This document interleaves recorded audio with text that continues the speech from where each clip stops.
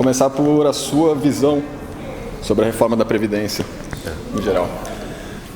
Você é contra, a favor? Em primeiro lugar, muito obrigado aí pelo convite para poder debater aí com vocês hoje uma questão tão importante. E não existe eu sou a favor ou contra a reforma da Previdência, né? É a favor ou contra essa reforma que está na mesa. Sim. Eu acho que reformar o sistema de Previdência é sempre importante e necessário porque as características do mundo vão mudando, as características das pessoas vão mudando, as pessoas passam a viver mais, as características do trabalho passam a mudar também, a formalidade aumenta ou diminui dependendo das características do mundo que a gente vive. Então é importante a gente estar reavaliando e reacessando as regras o tempo inteiro. Mas a proposta que foi entregue pelo governo é uma proposta que ela retira a maior parte dos recursos da população mais pobre. E é uma população que no Brasil já dá mais contribuição do que ela poderia, através dos impostos que paga sobre o consumo que ela tem, através das horas de trabalho que ela passa na empresa, através das horas que ela passa se deslocando até o trabalho. Então você exigir dessas pessoas a maior parte de uma economia que vai ser utilizada para pagar os juros de uma dívida enorme do governo, me parece algo absolutamente despropositado. Então, ser a favor de existir alguma reforma da Previdência, acho que a gente sempre o tempo inteiro, a gente tem que ir adaptando as regras. Agora, essa reforma, ela é, assim, calamitosa. Queria que você me contasse, assim, a sua opinião, basicamente, sobre a reforma da Previdência, para começar. Bom, então são muitas coisas para se dar uma opinião, né? Claro. Não é a reforma da Previdência, é um grande pacote de medidas, não é uma coisa só. Eu acho que o principal que a gente tem que debater, antes de qualquer ponto específico dessa reforma, é o fato de que uma reforma é necessária, né? Qual reforma, qual vai ser as específicas mudanças dela, eu acho que existe uma grande margem para a gente debater isso, um debate democrático, como vem sendo feito na sociedade nos últimos anos, mas a questão nós precisamos de uma reforma. Por quê? Por questões demográficas, né? A gente tem um regime de previdência que todos os aposentados são financiados por quem está atualmente trabalhando. O Brasil, do ponto de vista demográfico, está no auge que ele vai ter ao longo da sua história de número de pessoas em idade de trabalho, né, ativas. Estamos saindo disso e fazendo a transição para uma população mais idosa. E conforme a gente faz isso, a pressão sobre a Previdência aumenta, a forma como a nossa Previdência foi estruturada não anteviu isso, tá? Então nós não estamos preparados, as nossas regras não estão preparadas para essa mudança demográfica. Se nós não fizermos a mudança, a gente vai ter duas consequências. Ou a gente vai ter que abrir mão de uma série de gastos com outras coisas importantes, como saúde, educação, segurança pública, para pagar regras previdenciárias, ou a gente pode, inclusive, não ter como pagar. Atualmente, a gente já tem mais de 1 milhão de pessoas na fila do INSS e conforme a gente não resolver essa questão das regras e ajustar um pouco as contas, esse problema só vai piorar cada vez mais. A gente chegou no estado que chegou por uma negligência muito grande ao longo dos anos do debate democrático mesmo no parlamento. Então agora é a hora de tentar ajustar um pouco isso. E como você vê as pessoas, pelo menos no Congresso, que defendem essa proposta, os argumentos a favor, como por exemplo que retira privilégios, isso acontece mesmo, não acontece? Vamos aos números, né? Contra números não dá para brigar muito. Mais de 90% da economia dessa reforma vem em cima do regime geral de previdência social, que é o INSS, que as pessoas conhecem, em cima do BPC, que é o benefício de prestação continuada, e em cima do abono salarial. A gente está falando de pessoas que a média de remuneração dessas pessoas é em torno de R$ 1.500. O teto da Previdência, que é de 5.800, você tem 0,5% das pessoas que ganham isso. 80% ganham até 2 salários mínimos. Então, se a gente está tirando 90% dessas pessoas, será que a gente está combatendo privilégios mesmo? Agora, e os privilégios dos militares? Não se mexeu nos militares, porque se mexeu um pouco na Previdência e aumentou o salário.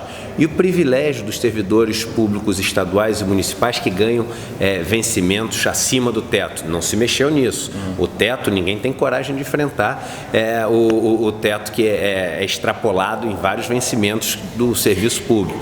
Então é o seguinte, o privilégio de verdade no Brasil, as pessoas não têm coragem de mexer. E aí o que eles fazem? Eles pegam 2 ou 3 exemplos de privilégio privilégios que estão sendo combatidos, que representam menos de 5% do valor arrecadado com a reforma, e aí atiçam o ódio que as pessoas têm de político, de servidor público, de categorias que são demonizadas e injustamente pelas pessoas, porque a gente não pode generalizar falando todo político é bandido, todo servidor público é preguiçoso, etc. Então, é um desrespeito com o ofício das pessoas. Sacrifício, a gente está aqui dentro de um templo, sacrifício vem de sacro ofício, o trabalho sagrado. A gente não pode desrespeitar o sacrifício das outras pessoas nessas generalizações toscas que as pessoas fazem. Então, eu acho que as pessoas cometem um erro ao acreditar nesse discurso de que a reforma da Previdência combate privilégios. Não é verdade. E a sua perspectiva sobre essa atual proposta, a atual PEC? A atual PEC, eu acredito que ela traz muitos elementos importantes. Claro, ela poderia ser mais profunda, mas a gente está limitado pela conjuntura política, né, como que as forças estão organizadas. Mas ela faz avanços importantes, ela aumenta um pouco as contribuições de quem ganha aposentadorias muito grandes, ela tenta distribuir, né, parte dos custos, né, para diferentes parcelas da população. Cada parcela vai pagar alguma conta, não vai ter ninguém que está plenamente isento de pagar essas contas, então esses pontos são positivos. Eu acredito que alguns elementos dela poderiam ser mais progressivos, né, e alguns elementos, né, de penalização, inclusive, também não precisariam estar lá, mas aí a gente tem uma limitação, inclusive, das estratégias políticas que estão em jogo. A gente tem uma oposição que, infelizmente, boa parte dela adotou a posição de não dialogar. Olha, nós queremos barrar a reforma e não simplesmente, olha, essa regra aqui está errada, a gente apoia, né, faz um compromisso bipartidário se vocês tirarem determinadas partes aqui que estão afligindo os mais pobres. A nossa oposição não adotou essa estratégia em sua maior parte, teve alguns nomes que fizeram isso e foram altamente criticados por isso, e aí, como consequência, é possível que não se aprove uma reforma ótima. Alguns grupos de interesse também conseguiram ser representados, né, com os delegados da Polícia Federal, por exemplo, que é um caso difícil de justificar. Mas a questão os custos de não fazer nenhuma reforma são altíssimos. E por último, como você vê a atuação da oposição? Você acha que a oposição já jogou a toalha? E o que poderia ser feito assim? Acho que a verdade é a seguinte: o governo que foi eleito num país democrático, com todos os seus defeitos de democracia, foi um governo que quer passar uma reforma da Previdência cruel. Então é ingênuo, é tolo imaginar que neste governo nós vamos conseguir ter a Previdência que nós, mais progressistas, sonhamos. Então acho que a atuação da oposição tem sido de conter os danos, diminuir os danos e tentar impedir que as maiores barbaridades dessa reforma passem. E eu acho que isso é o que dá para fazer. Obrigado. Como você vê as críticas que vai recortar direitos, recorta direitos mesmo, por exemplo? Então, a questão a reforma da Previdência é isso, se ela está tirando uma parte, né, está diminuindo para todo mundo, não tem como a gente falar que as pessoas não estão sendo, entre aspas, prejudicadas. O que não se fala, e isso eu acho muito importante, é que quando a gente diz, olha, as pessoas estão literalmente perdendo, de alguma forma a gente está pressupondo de que sem uma reforma da Previdência, tudo aquilo que está escrito na lei chegaria até as mãos das pessoas e chegaria ao longo de toda a vida delas como idosas. E a realidade econômica não é essa, o Estado não tem condições de fazer isso, e se ele fizer isso, né, ele vai estar sacrificando muitos gastos que as pessoas também precisam. E a gente não precisa fazer futurologia aqui, porque se a gente olha, por exemplo, para o Rio Grande do Sul, que já está com mais da metade do orçamento comprometido com Previdência, o que a gente vê lá? Tem mais policiais aposentados do que policiais nativos, uma crise de segurança pública. Tem mais professores aposentados do que professores nativos, uma crise na educação. Então, a gente já sabe como vai ser o futuro, né?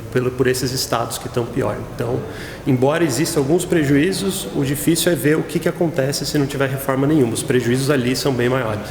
Perfeito, Tomás. Muito obrigado. O Independente só consegue fazer materiais jornalísticos nesses momentos históricos graças a nossos apoiadores. Nós chamamos todos vocês a financiar nosso projeto para que nós, jornalistas, continuemos trabalhando para vocês da sociedade, livremente, como deve atuar o jornalismo desse país.